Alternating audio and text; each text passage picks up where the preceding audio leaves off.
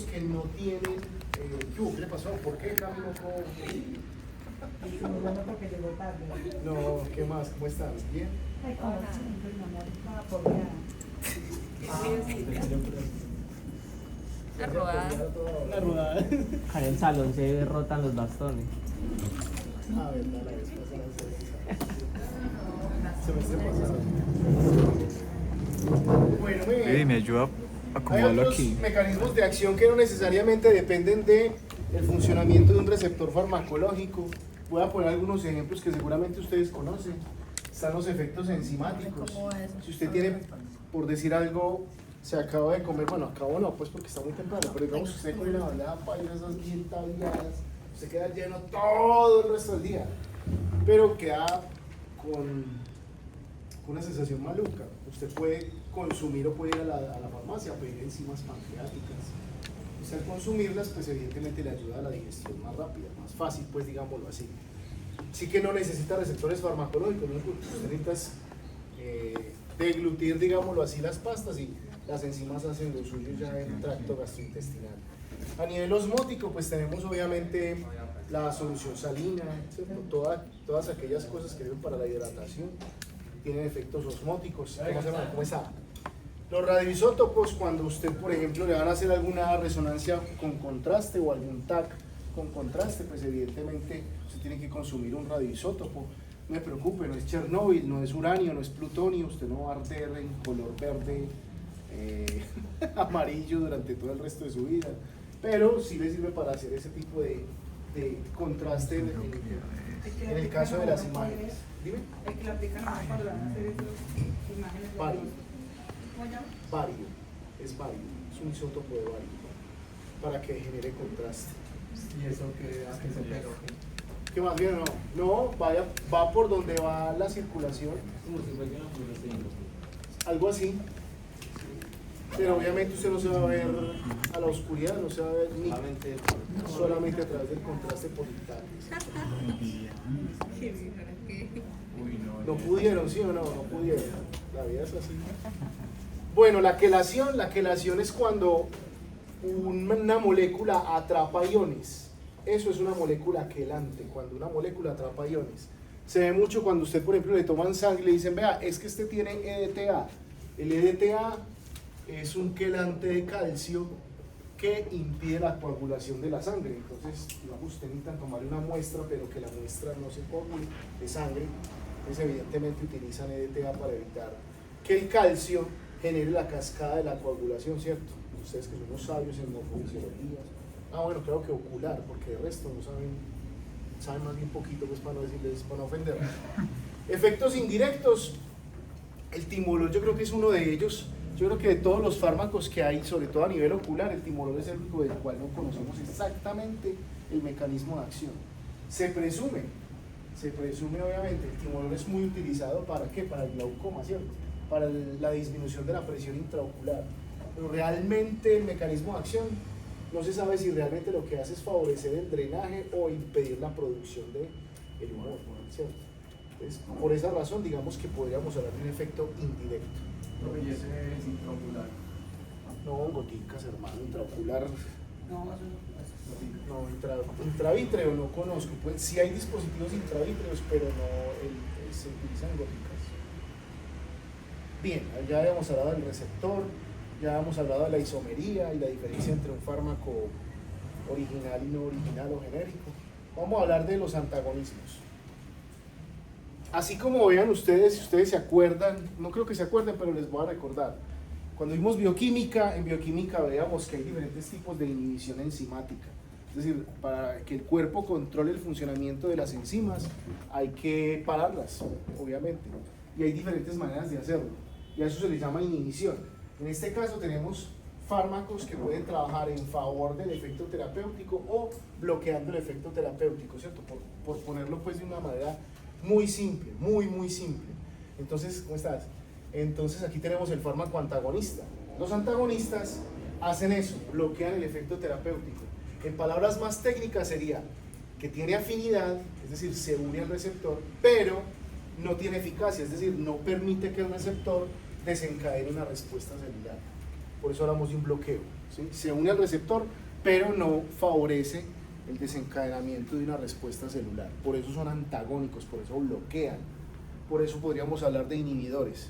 Pero la jerga técnica es fármaco antagonista. Y hay tres tipos de antagonismos, así como veíamos en las enzimas.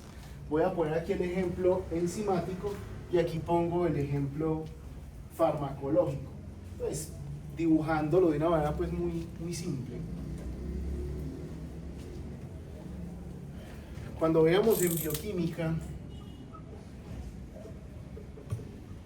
y aquí ahora en farmacología, para que vean lo importante que es, así usted no se acuerde, de entender conceptos que son de vieja data.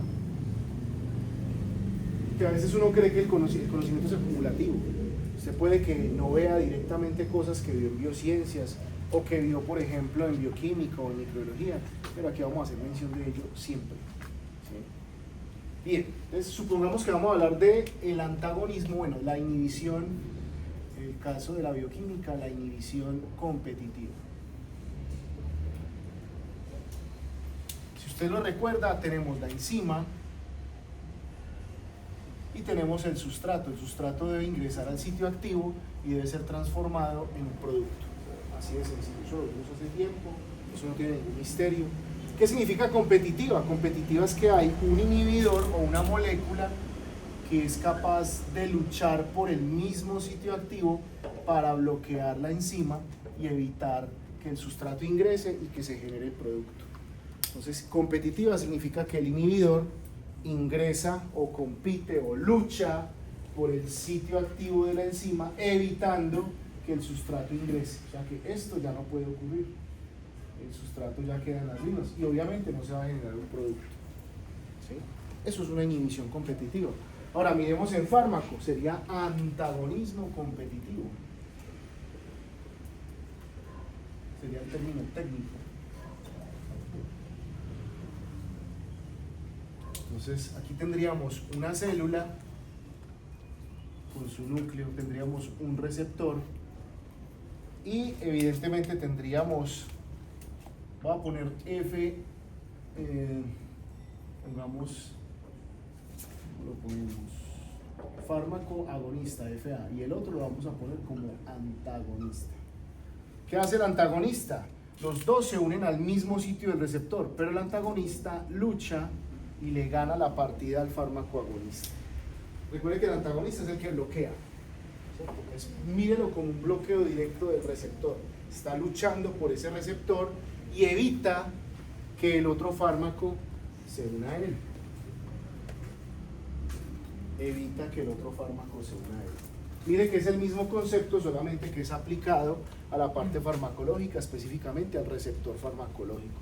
Esa es la única diferencia, pero realmente es la misma vaina. Si usted se pone a mirar la parte técnica, es la misma vaina. No hay diferencias. ¿O hay duda, alguna duda con respecto de ese mecanismo? Ejemplo de antagonismo competitivo, se le tiene, pregunte por lo que no vea. Bien, aquí tenemos una enzima que es la enzima convertidora de angiotensina. ¿Alguien se acuerda para qué sirve la enzima convertidora de angiotensina? Morfofisiólogos.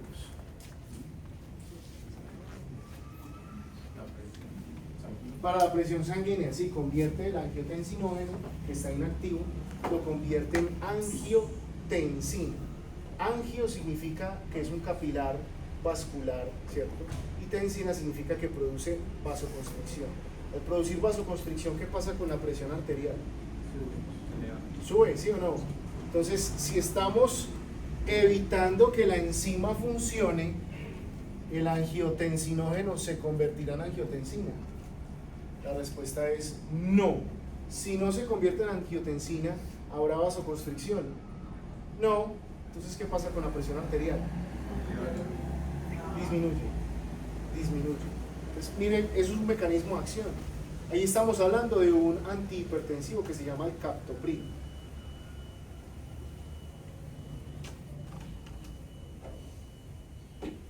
Bien. Este sería el sitio activo de la enzima. O sea que mire que aquí se confunde la parte bioquímica con la parte farmacológica, porque en este caso, para el captopril, el receptor farmacológico es ¿cuál? La enzima. O sea que prácticamente sería Esto.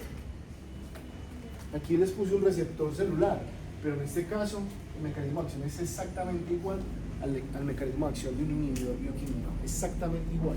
¿Por qué? Si ustedes se fijan aquí en las dos, esta es la parte que están ampliando. Aquí estamos viendo que el sitio activo de la enzima y estamos viendo el captopril.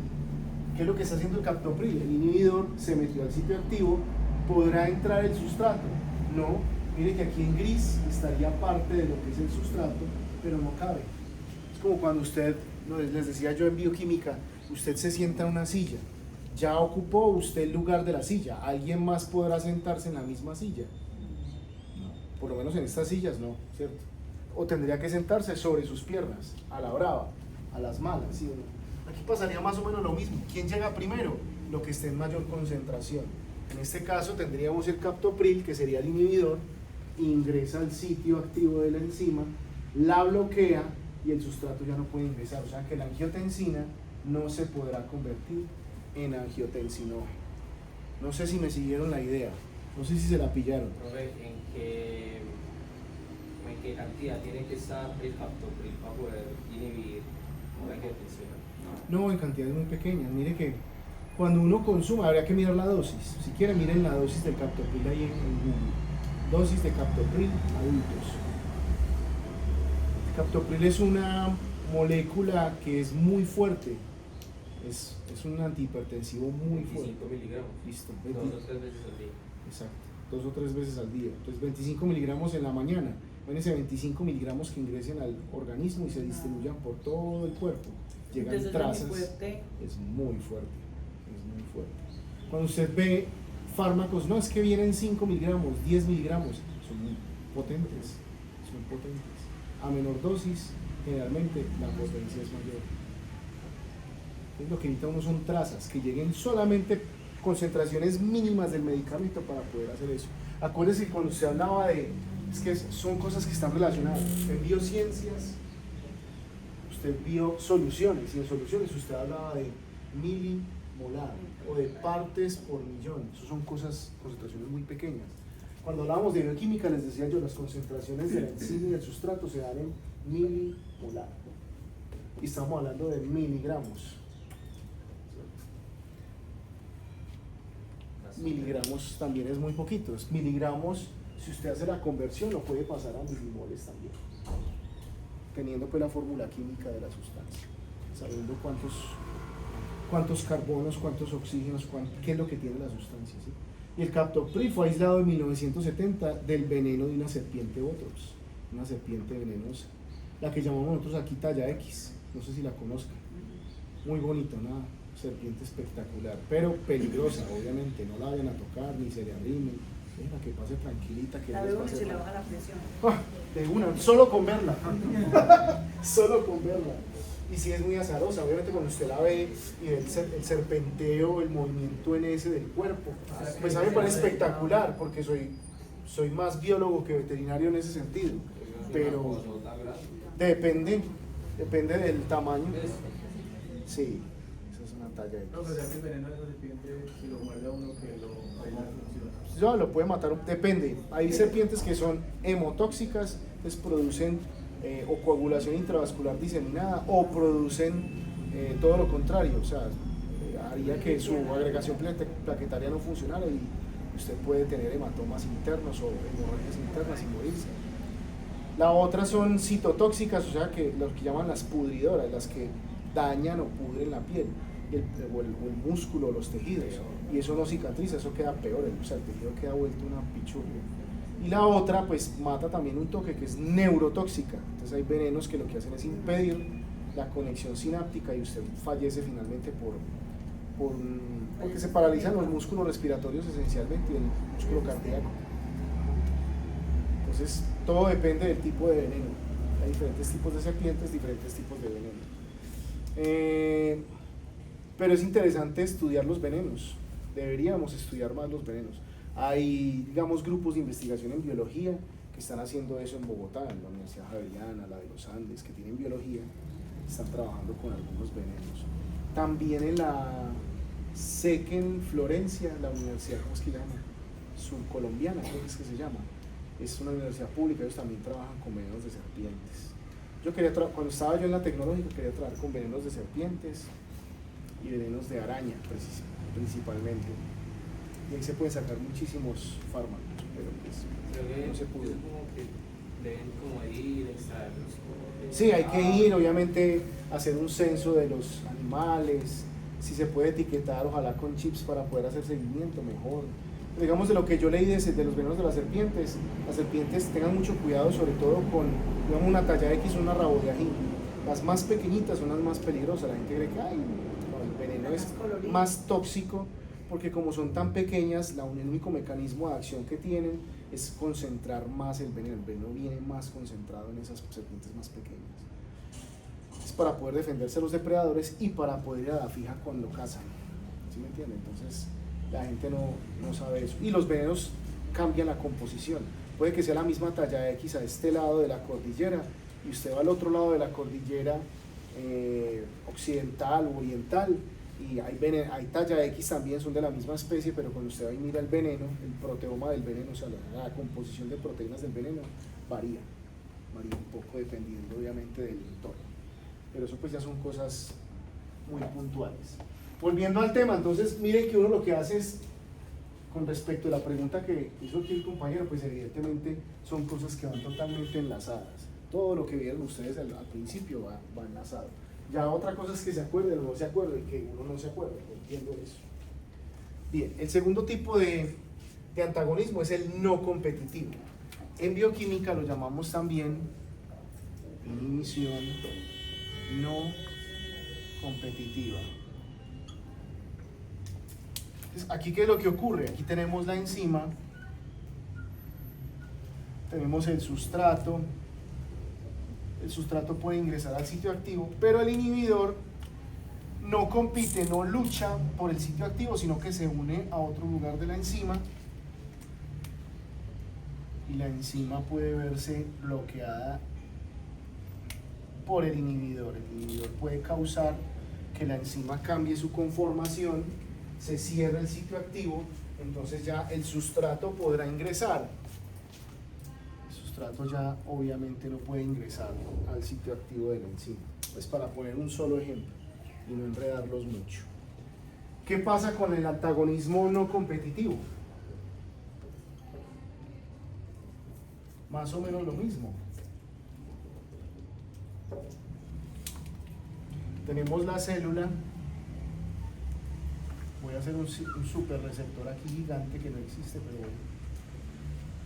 Y usted tiene la molécula, digámoslo así, del fármaco normal, se puede unir al sitio activo, pero el antagonista es capaz de unirse a otro lugar y finalmente bloquear la respuesta celular por parte de ese receptor. No compite por el mismo sitio de unión, sino que se une por otro lado del receptor,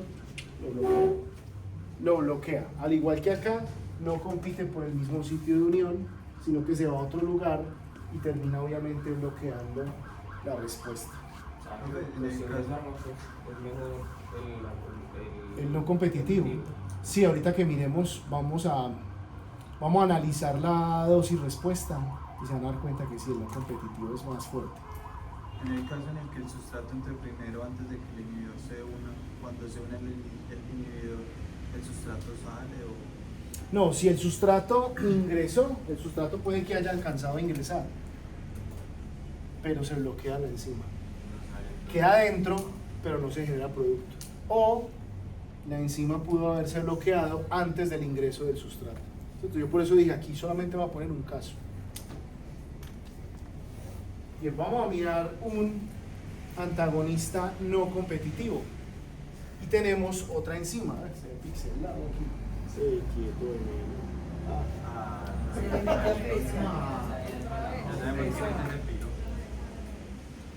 Cambie de televisor. Usted de acá, mano. Eso, gracias. Entonces, aquí tenemos la enzima llamada dihidrofolato reductasa. La dihidrofolato reductasa es muy importante porque permite la síntesis de lo que llamamos el ácido fólico, ¿cierto? Bueno, Sí, de un derivado del ácido fólico más bien. ¿Ustedes saben para qué sirve el ácido fólico o no? Se le dan como a las embarazadas Sí. Para la formación, para que se... Del cerebro, ¿cierto? Del cerebro. Eso, de ese tipo de cosas. No han escuchado, hay un insulto muy típico en nosotros los colombianos, ay, no le dieron ácido fólico, qué pesado, ¿cierto? No desarrolló obviamente su sistema nervioso central adecuadamente. Hay muchos que carecen de ese desarrollo general, ¿sí o no? Bien, pero digamos que el ácido fólico en términos generales, pues para explicarlo de otra manera, contribuye con la división celular. Las células necesitan ácido fólico para poder dividirse y hay células que se regeneran constantemente, por ejemplo las de la piel. Usted cada 72 horas es una persona nueva. Prácticamente somos culebras andantes porque finalmente mudamos la piel totalmente cada 72 horas, por si no sabían. Es más, el 80% del polvo de su casa son restos de piel, ¿cierto? Bien, volviendo al tema, el ácido fólico es importante entonces para ello.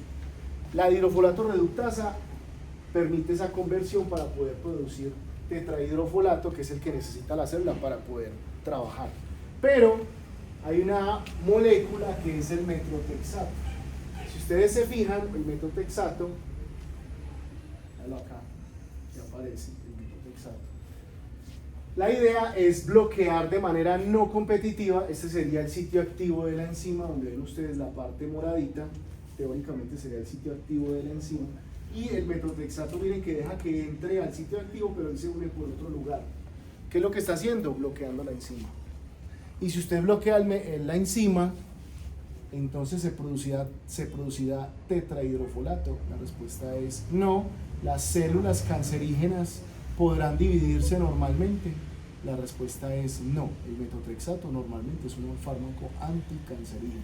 Lo que están haciendo, lo que están impidiendo ahí es bloqueando la división celular de esas células cancerígenas.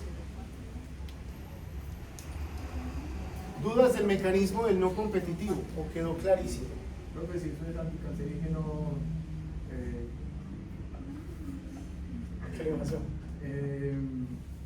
cuenta como quimio. Sí, claro, sí. Eso sería una quimio. Sí, señor. Es correcto. Y lo usan. Sí, pues tienen que usarlo porque no hay otra. Pues de pronto muere el paciente un poquito, huevón. Un poquito. De pronto como que se le avanza el cáncer. No, mentiras, hablando seriamente, hermanos, sí.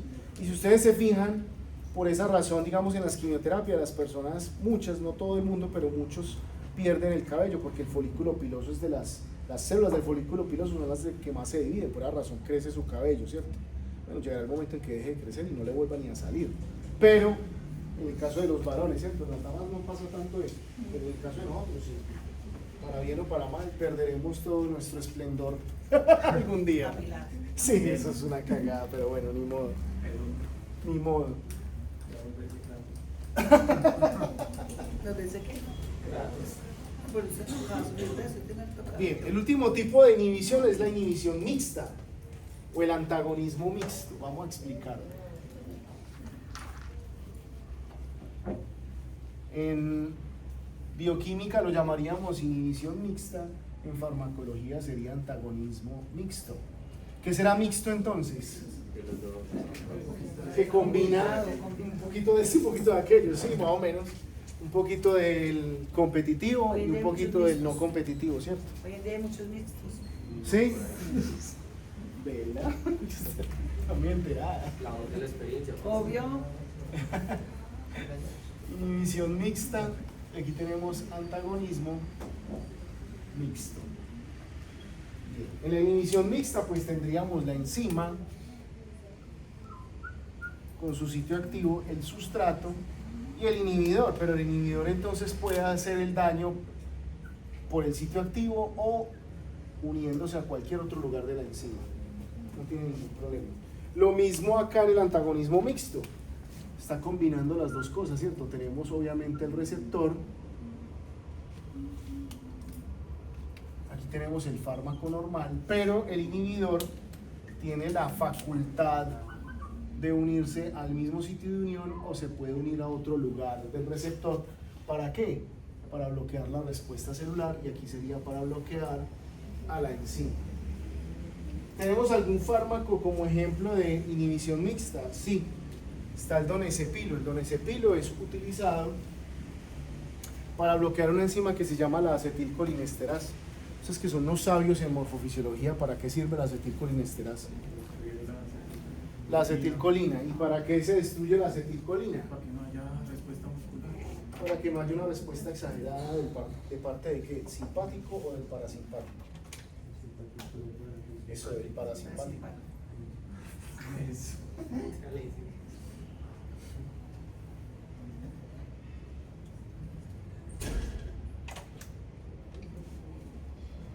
En este caso el donepezilo es un fármaco utilizado para evitar la progresión del Alzheimer. ¿Sí? Es para eso, para evitar la progresión del Alzheimer. Entonces, ahí vimos ya 3 ejemplos de 3 fármacos o de lo que ustedes vieron en bioquímica aplicado a la farmacología, ¿sí? Específicamente. Bien, ahí dejamos los antagonismos. Vamos a analizar entonces las curvas de respuesta. Ustedes tienen aquí el receptor farmacológico, aquí ustedes pueden ver el fármaco agonista, o sea que ese es el sitio de unión del fármaco normal, pero este es un inhibidor competitivo. Si es competitivo, ¿se unirá al mismo sitio? La respuesta es sí. Mire que la flecha me está mostrando y mire que la estructura del inhibidor es similar a lo que, o sería más o menos correspondiente a lo que es el receptor, ¿cierto? Pero también tenemos un activador que va por otro lado y un inhibidor alostérico, lo que diríamos un inhibidor no competitivo que puede unirse a otro lugar. A mí lo que me interesa es que analicemos la dosis versus la respuesta dependiendo de qué es lo que se está uniendo en esos puntos. Así que necesitamos observar esto. Bien, supongamos que tenemos el agonista, o sea, el fármaco solito, normal, uniéndose al receptor. Entonces, ¿qué tenemos ahí? Tenemos en el eje de las X la dosis y la respuesta. Sería 0% respuesta, 50% respuesta, 100% de respuesta. ¿Cierto? La curva en color negro corresponde al fármaco solito. No estamos poniéndole inhibidor, no estamos poniendo un antagonista, no, es la respuesta celular del fármaco solito. ¿Sí es claro eso o no? ¿O hay alguna duda? Bien, supongamos que es claro. Ahora, miremos, por ejemplo, con un inhibidor competitivo. La curva de respuesta es la que ustedes ven en color como naranja acá. Miren aquí. Aquí tenemos el fármaco más el inhibidor competitivo. ¿Qué está sucediendo ahí? ¿Qué notan ustedes ahí? ¿Por qué se demora más? ¿Se demora más? ¿Se demora más? ¿Estamos hablando de tiempo? ¿De qué? No llega Menos hasta la dosis. Menos dosis. mayor dosis. 0. Es No, mayor no, la dosis, recta numérica, ¿no? mayor. ¿Qué está sucediendo ahí? La dosis y respuesta es más lenta. A mayor dosis la respuesta es más lenta, pero ¿por qué es más lenta? Porque como solamente tiene o sea, donde pegarse uno solo, pues va a tener que luchar por eso. Ah, porque hay un inhibidor, ¿cierto? Correcto. Entonces, si ustedes se fijan, este es el fármaco solito. Ay, hijo de puta. Este es el fármaco solito. Pero, si usted utiliza un inhibidor, puede lograr la misma acción farmacológica, pero ¿qué necesitará? ¿Aumentar qué? La dosis. La dosis. ¿Por qué? Porque el inhibidor está retrasando el efecto, debido a que a la lucha por el sitio de unión, ¿cierto? Entonces, si no entendió eso, pille. Imagínense solamente el receptor. Supongamos que este es el receptor, ¿sí? Y que tenemos el fármaco normal que está uniéndose al sitio, pero también tenemos el inhibidor que está luchando por el mismo sitio y lo puede bloquear, ¿cierto? ¿Qué hay que hacer para poder evitar esto?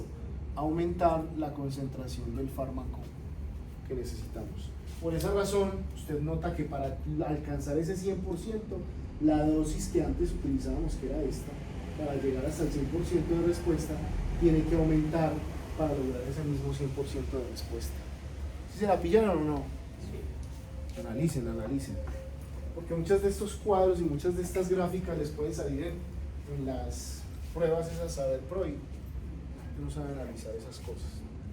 Bien, ahora miremos un Ese es el competitivo. Ahora analicemos un no competitivo.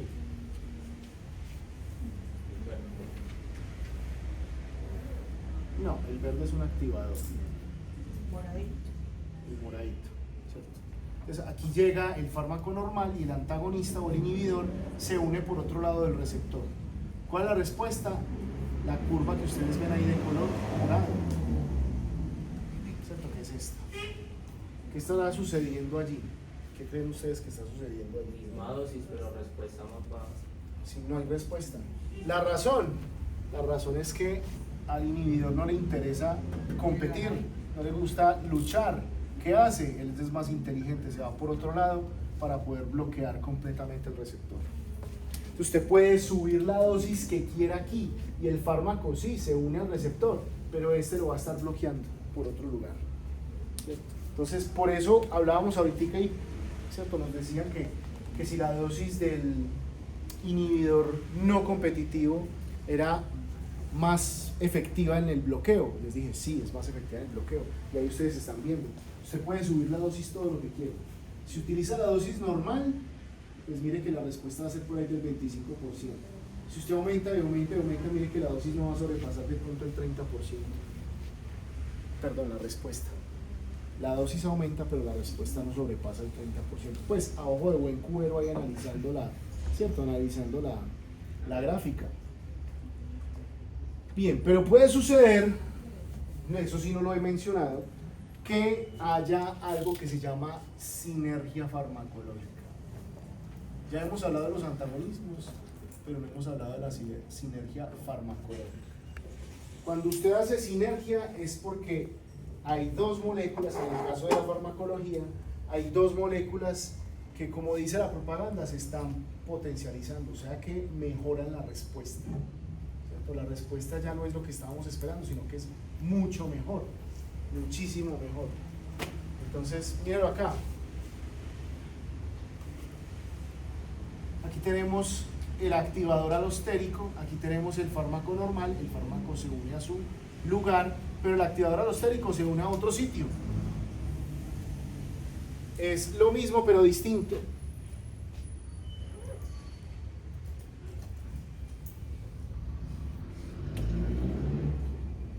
Aquí tenemos el fármaco, aquí tendríamos el activador. Y aquí explicaríamos lo que es la sinergia. Entonces, el fármaco se une, normal, el activador se une, normal, y la respuesta del receptor es más que óptima, es muchísimo mejor. La respuesta es potencializada, si usted lo quiere decir, por esa molécula. ¿Cómo lo vemos ahí? Mire la curva en color verde. Mire que la misma dosis con la que logramos la respuesta del 100%, utilizando el activador alostérico, puede subir todavía más. Ese proceso donde se mejora la respuesta terapéutica se llama sinergia farmacológica. En otras palabras, hay fármacos que cuando usted los utiliza al mismo tiempo pueden mejorar muchísimo más rápido a la persona. Así como hay fármacos que cuando usted lo utiliza al mismo tiempo puede que le cause daño a la persona, o sea, puede causar toxicidad. En este caso estoy hablando de sinergia, o sea que el efecto terapéutico va a ser mayor. Simplemente eso. ¿Dudas, señor? Si la respuesta del fármaco con el inhibidor no competitivo es más baja, es porque llega a ser mejor. No, llega a ser mejor, pero la inhibición. Ok. La inhibición, ¿cierto? Me refiero a eso. Usted mismo lo dijo ahorita. Que si el bloqueo era más fuerte con el no competitivo. Y le dije, sí, tiene toda la razón. Y ahí lo estamos viendo en la gráfica. Gráficamente. Bien, ¿dudas de esta parte de competitivo, no competitivo, sinergias? Bien, entonces analicen pues esta. Ahí tenemos 4 fármacos, 4 curvas con cierto potencial. Usted ve que en el eje de las X está la dosis y en el eje de las Y está la respuesta. ¿Cuál sería el fármaco menos potente?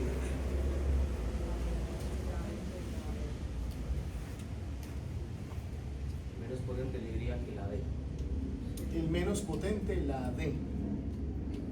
Puede ser, si la competencia está entre el B y el D, ¿cierto? La razón, porque el B usted puede observar que a cierta dosis y arranca con una meseta acá, y la meseta, si usted aumente la dosis, se va a conservar. Y en el D es peor, porque usted puede que la dosis sea mayor, necesita ser mayor para alcanzar la respuesta. Si nosotros lo analizamos desde ese punto de vista, la respuesta sería la D. ¿Por qué razón? Porque estamos buscando una respuesta celular. ¿La alcanzamos? Sí, pero la dosis es mayor. ¿Sí? ¿Cuál sería el más potente? La A, ¿cierto? Porque con menor dosis logramos la misma respuesta. Entonces la A sería el más potente, el D sería el menos potente. Eso ya lo vimos ahorita, por eso hablamos de los miligramos y ese tipo de vainas. Bien, excelente. Ya despertaron. Tipos de receptores, no voy a entrar en detalles porque los receptores pues varían. Están los receptores de canales iónicos como los del sistema nervioso, los receptores asociados a proteínas G, esos sí vamos a mencionarlos ahorita, los receptores de actividad enzimática intrínseca, o sea que usted los estimula y funcionan como enzimas, ya lo vimos, y los receptores sin actividad enzimática pero con sinasas. Las sinasas son enzimas que están en la parte interna, digamos esta es la membrana, esta es la parte interna, y lo que hacen es que fosforilan al receptor. Y esa fosforilación desencadena la fosforilación de otra proteína, la fosforilación de esa proteína desencadena la fosforilación de otra proteína hasta cuando se amplifica la señal dentro de la célula. Ahora, ¿esto dónde lo debieron haber visto? Esto de la transducción de señales. Pues ustedes conocen la transducción de señales cuando les hablan de la fotorrecepción, ¿cierto? Pero eso ocurre en todas las células. Lo mismo que ocurre a nivel de los fotorreceptores en retina para generar, obviamente, y desencadenar la respuesta neuronal que va a llevar la señal por el quiasma óptico, el nervio óptico, hasta llegar a la región occipital. Eso mismo ocurre también en otras células. Obviamente, células, estoy hablando de células no nerviosas, ¿cierto? Que no tienen nada que ver, en este caso, con la fotorrecepción, pero es la misma vaina, ¿cierto? Esto se llama transducción de señales. Un transductor es un aparatico que utilizaban los televisores de antaño para cambiar una señal de aire, ¿cierto? Una señal en hercios por imágenes y sonido.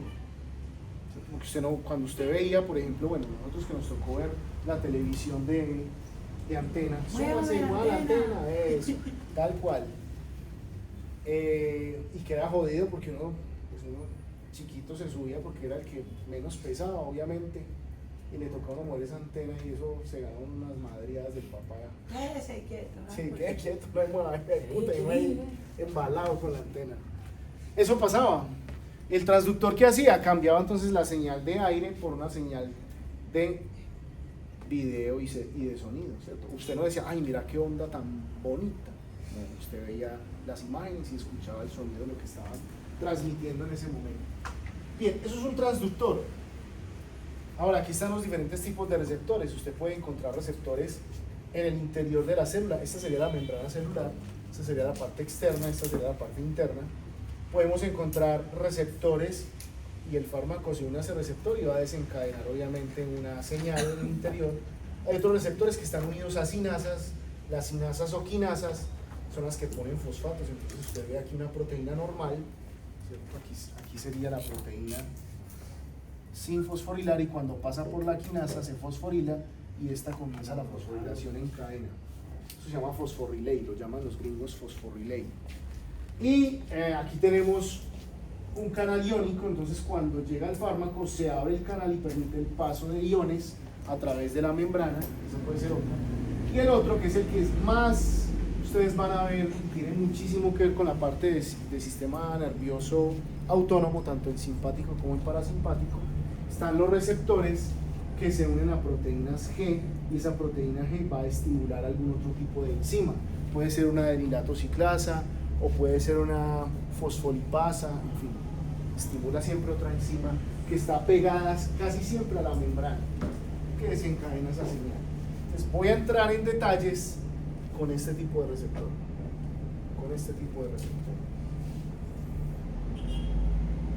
Vamos a hablar de esa transducción de señales. Ahí vemos una imagen artística en la que usted ve la membrana, ve el receptor, la unión de una proteína o de una molécula a ese receptor y la respuesta que se desencadena dentro de la célula.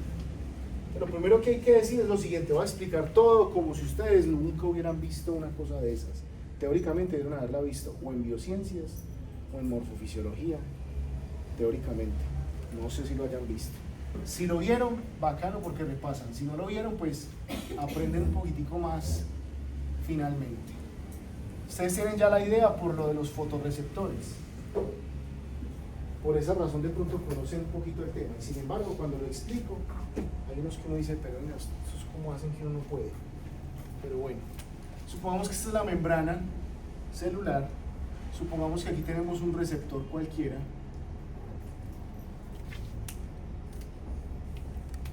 Y aquí hay una molécula que se une a ese receptor. Esa molécula se conoce normalmente como primer mensajero. ¿Qué tipo de molécula puede ser el primer mensajero? Puede ser una hormona, puede ser un factor de crecimiento,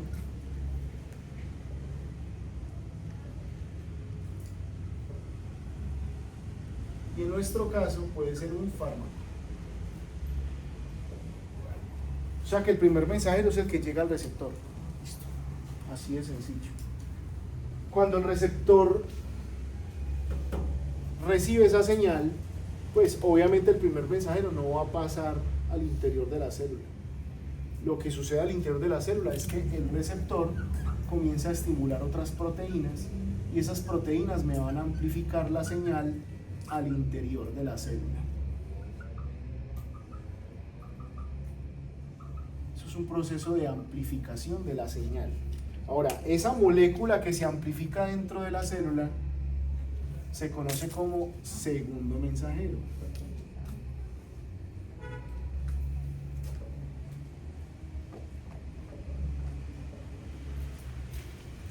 Entonces el segundo mensajero lo que me hace es que me amplifica la señal al interior de la célula.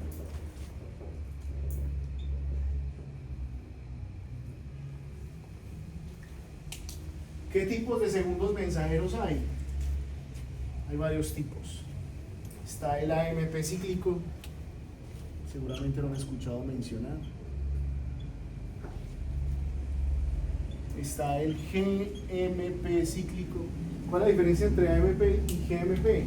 Que este está hecho de adenina y esto es guanina, no más.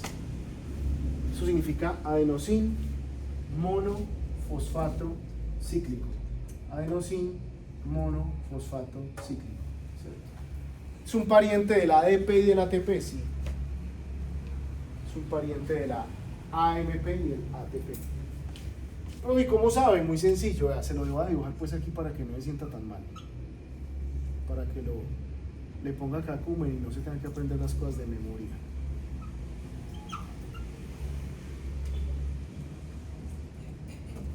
Carbono, fosfato 1,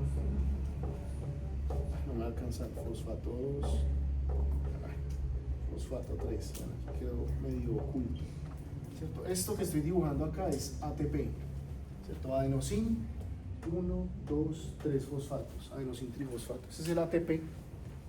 Si usted le quita un fosfato, ¿en qué se convierte? Difosfato, ¿cierto? Listo. Y si usted le quita otro fosfato, ¿en qué se convierte? Adenosín monofosfato. Listo. Ahora, simplemente lo que hay que hacer es unirlo con este otro carbono. Ya aquí la estructura se cicliza, por eso se habla de AMP cíclico. Ya.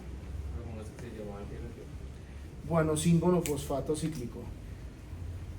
Cambie la adenina por guanina. Guanosín monofosfato cíclico. Bien.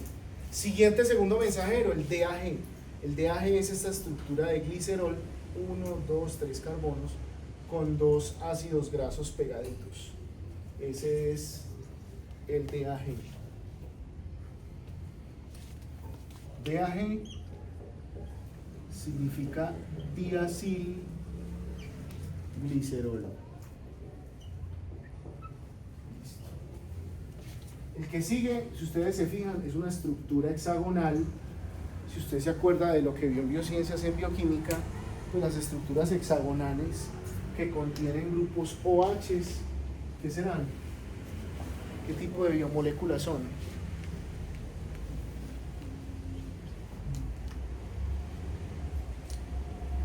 Las estructuras hexagonales con grupos OHs. Qué pesar, perdimos el tiempo en bioquímica. ¿Una qué? Diga. Así se equivoque, no importa. No. La acetona es más. Es un grupo funcional. La acetona es este.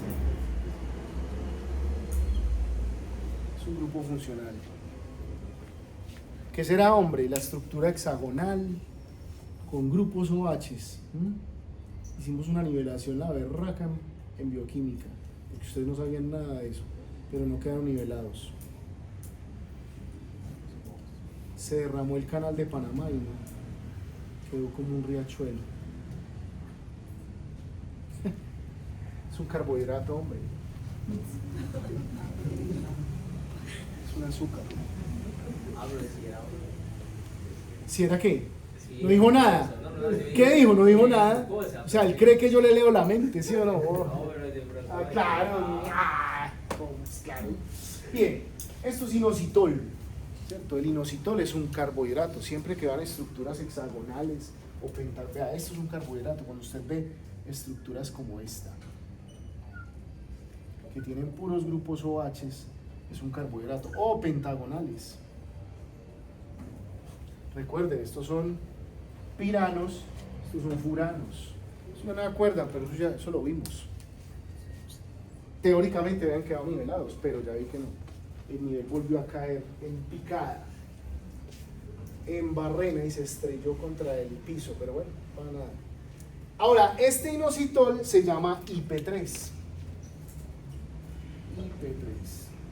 Voy a ponerlo, tiene un nombre muy largo porque obviamente aquí nos están diciendo dónde están ubicados los fosfatos, pero voy a ponerlo genérico.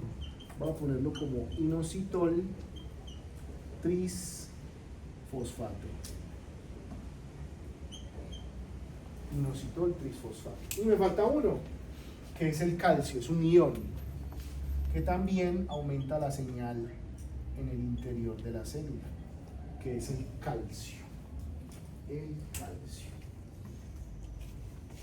Ahí tenemos entonces los amplificadores de la señal, los segundos mensajeros en el interior de la célula. Puede ser AMP cíclico, puede ser GMP cíclico, DAG, IP3, calcio. ¿Por qué son tantos? Tenemos un montón de células y va a haber reacciones que van a amplificar o van a ayudar a que la célula trabaje más rápidamente y eficazmente, y hay otras señales que van a bloquear lo que hace la célula, ¿cierto? Van a estimular o van a bloquear. Palabras más, palabras menos.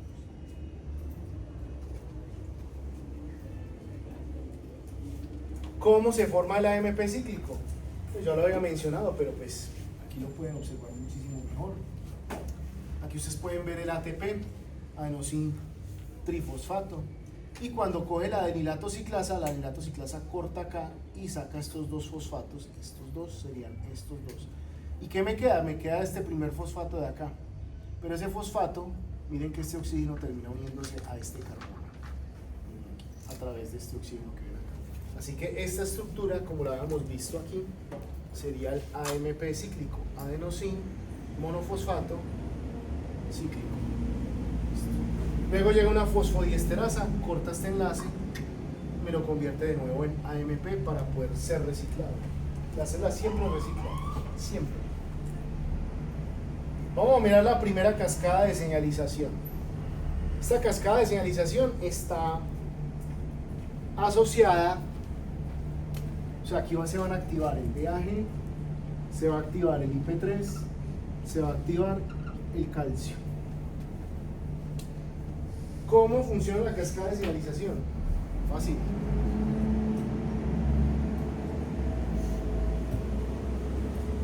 Membrana. Esta culebrita que ven aquí de color azul clarito es el receptor, y ese dorito que ven ahí sería nuestro primer mensajero, que ahí la llaman también molécula de señalización. O sea que ya saben que el primer mensajero también se conoce como molécula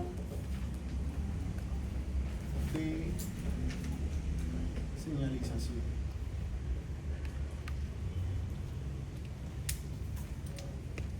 Que puede ser, como ya mencionamos, una hormona o un factor de crecimiento. Por eso uno esto lo ve normalmente en endocrino, cuando uno le explican endocrino, en morfofisiología, pues le deberían explicar esto. Lo primero que le deberían explicar en endocrino. Si vieron pues endocrino, no sé si vieron endocrino. Como ustedes los especializan tanto en solamente la estructura ocular, no sé. Bien, si ustedes notan, entonces aquí tenemos el receptor, de aquí para arriba sería la parte extracelular y de aquí para abajo sería la parte intracelular. Entonces recuerden que esto que vamos a ver acá son receptores, o esta es la señalización de los receptores acoplados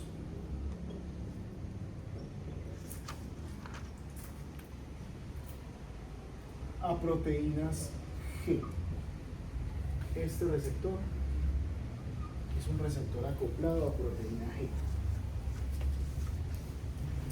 Ya vamos a darnos cuenta por qué se llama proteína G. Bien, primer punto, la proteína G, esta proteína,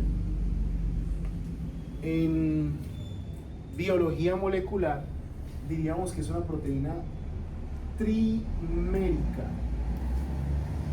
¿Qué será un trímero? ¿Qué significa para usted la expresión trímero o el prefijo tri? Está compuesto de 3 partes, ¿cierto? Listo. Entonces, si le digo que la proteína es trimérica, es porque está compuesta de 3 partes. Entonces, tenemos 3 subunidades: la subunidad alfa, la subunidad beta y la subunidad gamma.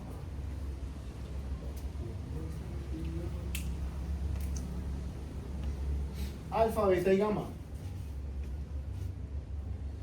Si ustedes se fijan acá, aquí tenemos las 3 unidades. No puedo rayar el televisor, qué pesar. Alfa, beta, gamma. Alfa, beta, gamma. Vean, ni siquiera lo he tocado y ya está reaccionando el perro este. Alfa, beta, gamma. Es un trímero. O sea que normalmente acá, voy a borrar aquí para reescribir lo que estamos explicando. Borremos esto. Borremos esto, ya sabemos qué es.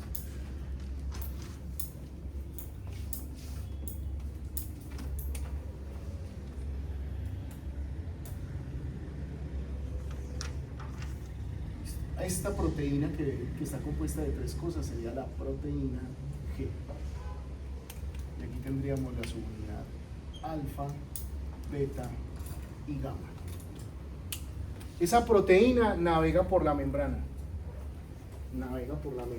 Le cuento un barquito chiquitico que está navegando en el mar y se va a unir a un barco mucho más grande que es el receptor, ¿sí?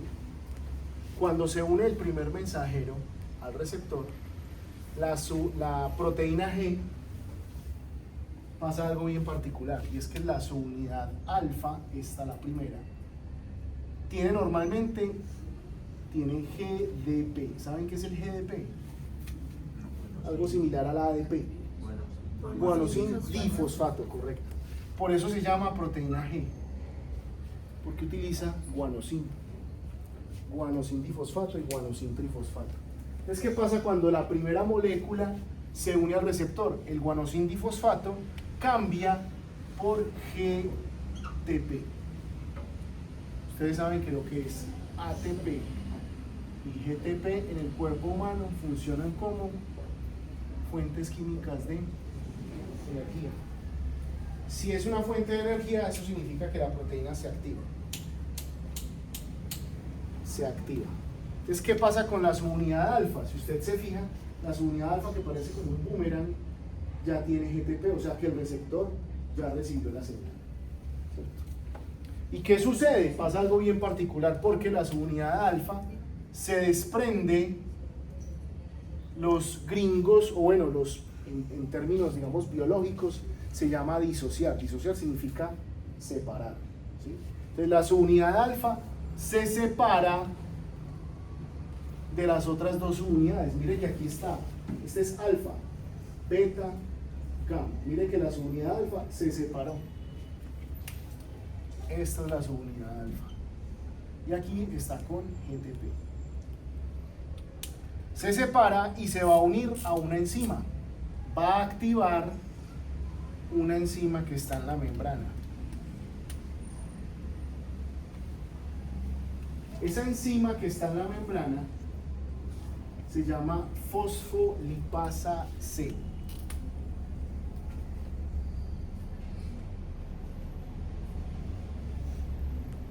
¿Qué hace una fosfolipasa? ¿Qué destruye? Fosfolípidos, ¿cierto? Fosfolipasa, fosfolípidos. Recuerde que cada uno de estos cabezoncitos es un fosfolípido. Aquí le construyeron un fosfolípido tamaño familiar, gigante, para que usted pueda entender qué es lo que está pasando. Pero ¿qué hace la fosfolipasa? La fosfolipasa lo que hace es lo que hacía la reina roja en Alicia en el País de las Maravillas. Cortarle la cabeza, correcto. Entonces lo que hace la fosfolipasa es cortarle la cabeza al fosfolípido. Cuando le corta la cabeza al fosfolípido, aquí, el fosfolípido entonces se separa en dos partes, lo que es la cabeza y lo que forman las dos colas, ¿cierto? ¿La cabeza qué es? La cabeza es lo que hemos denominado nosotros como IP3. Y las dos colas es lo que hemos denominado DAG. O sea que para que se produzcan estos dos, necesitamos decapitar o cortarle la cabeza a un fosfolípido. ¿Sí? La cabeza, repito, la cabeza del fosfolípido me va a generar el IP3, o sea, el inositol trisfosfato. Y las dos colas me van a generar el DAG, que es el diacilglicerol. ¿Sí me siguen ahí o no? ¿Sí se la pillaron?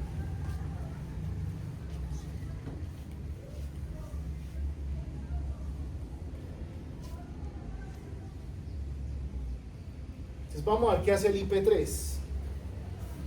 Dentro del núcleo, dentro de la célula, perdón, muy cerca al núcleo, hay una organela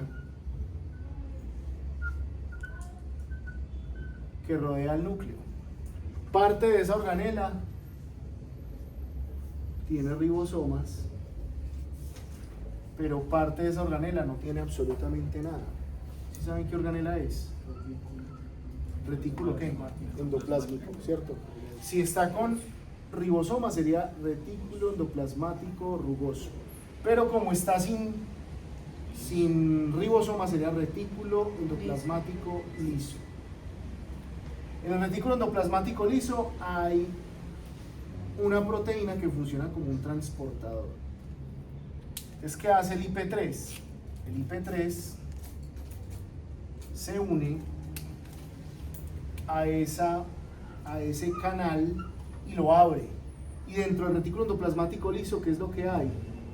Iones de calcio. Entonces, ¿qué comienza a salir al citoplasma? Calcio. O sea que ya tenemos la señal amplificada también. ¿Con quién? Con el calcio. ¿Sí? ¿Se acuerdan que la señal se debe amplificar? Pues aquí lo que estamos haciendo con todo esto es amplificando la señal dentro de la célula. Ya si uno se pone a hilar más fino, pues uno dice, no, es que el calcio modula la calmodulina es la que guía si algunas proteínas se activan o si algunas proteínas se inactivan dentro de la célula, pero no va a entrar en tanto detalle, lo voy a dejar ahí, simplemente en la amplificación. Ahora miremos qué hace el DAG. El DAG sería el diacilglicerol, ¿cierto? El diacilglicerol me va a estimular una proteína, me va a estimular una proteína que es una PK. Cuando uno habla de PKs dentro de la célula, es una proteína quinasa, o también lo llaman proteína sinasa. Sinasa o quinasa es lo mismo.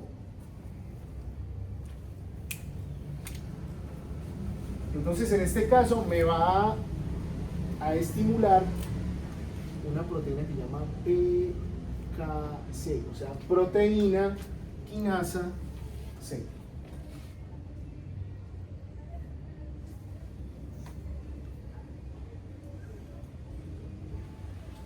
Proteína quinasa C. Las quinasas lo único que hacen es fosforilar. ¿Qué significa fosforilar? Poner fosfatos. Entonces, si usted se fija en esta imagen, coge una proteína cualquiera, bueno, cualquiera no, una proteína que es la que va a modificar específicamente, y lo que sucede es que le pone un grupo de fosfato. Entonces, lo que hace es que coge una proteína normal y la fosforila, o sea que le pega un grupo fosfato.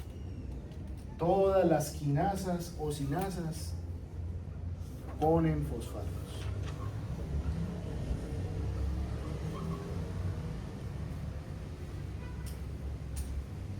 Usted sabe que el fosfato, lo sabe por el ATP y por el GTP, el fosfato lo que hace es que generalmente, en este caso por ejemplo, activa. Hay momentos en que el fosfato inactiva, pero como estamos viendo una cascada de señalización, teóricamente ahí estaría inactiva. ¿Sí? Listo. ¿Qué es lo que sucede al final? Al final, con la acumulación de calcio y la acumulación de estas proteínas fosforiladas, entonces se está amplificando la señal y estas dos cosas, esto, ahora yo lo pongo con otro color más bien, esto y esto, lo que van a hacer es alterar. Acabo que pesar. Correcto. Vámonos en rojo, pues que este no está rayando bien. Alterar la actividad celular. En términos de farmacología, si nosotros estamos esperando la cura, digámoslo así, lo podríamos llamar acá efecto terapéutico.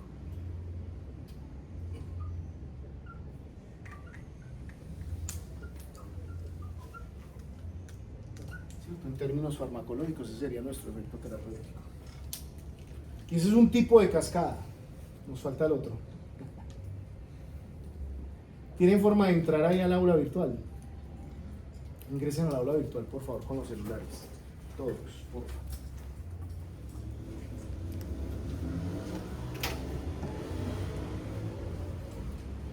Y se mete a los temas del primer corte.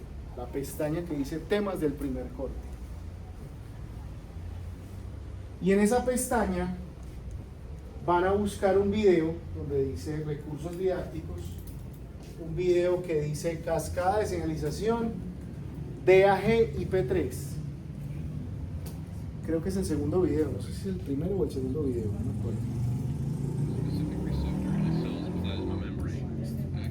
Y amplíelo y lo ve. Lo pueden ver ahí en YouTube. No lo hago acá porque no sé cómo manejar este desgraciado. Entonces, se llama cascada de señalización DAG IP3.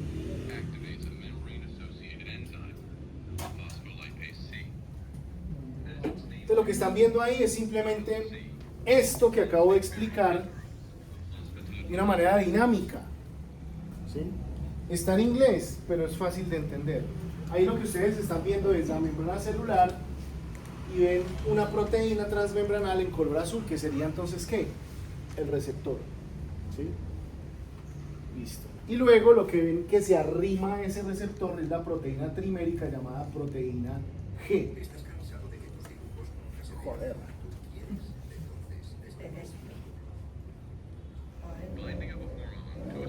Listo. Ahí lo que dicen del primer mensajero, ellos lo llaman hormona, pero usted puede cambiar la palabra hormona por fármaco. ¿Sí? Simplemente eso. Y ya lo que sucede allí es que muestran como la proteína G se arrima al receptor, el fármaco, en este caso lo que llaman en el video la hormona, se une al receptor y se disocia la proteína, su unidad alfa de la proteína G. Ustedes ven que el GDP cambia por GTP, que es una estrellita de color amarillo, entra a la unidad alfa y la unidad alfa se disocia o se desprende del resto. Y se va a estimular la fosfolipasa C. Y ahí les muestran, obviamente también en tamaño familiar, el fosfolípido en color verde y le cortan la cabeza. Le cortan la cabeza y se produce entonces el IP3 y el DAG. Y ahí muestran el resto. Es un video muy simple, muy sencillo, pero que está ejemplificando esto que vimos. Para mí el video es muy simple, muy sencillo y muy corto, pero le ayuda a uno a entender qué es lo que está ocurriendo, porque uno ve todo esto muy estático en el tablero, ¿cierto? La idea es verlo de manera dinámica. Así de dinámica o más es la célula. Son las células humanas.